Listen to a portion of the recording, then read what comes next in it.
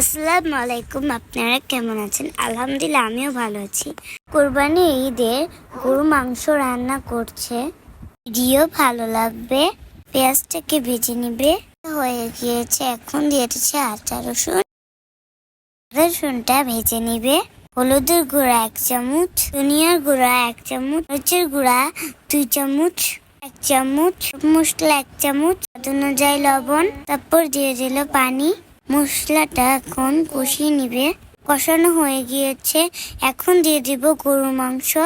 এভাবে রান্নাটা করে নিচ্ছে। আমার আম্মুর হাতের রান্না ভালো লাগে।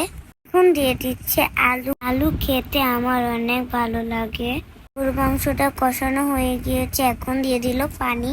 তো রান্নাটা করে নিচ্ছে। রান্নাটা আপনাদের কেমন লাগলো কমেন্টে জানাবেন। মাংস রান্নাটা অনেক মজা হয়েছিল। আমার কোনো কথা ভুল হলে ক্ষমা দৃষ্টি দেখবেন। ভালো থাকবেন, সুস্থ থাকবেন, আমার জন্য দোয়া করবেন। আল্লাহ হাফেজ।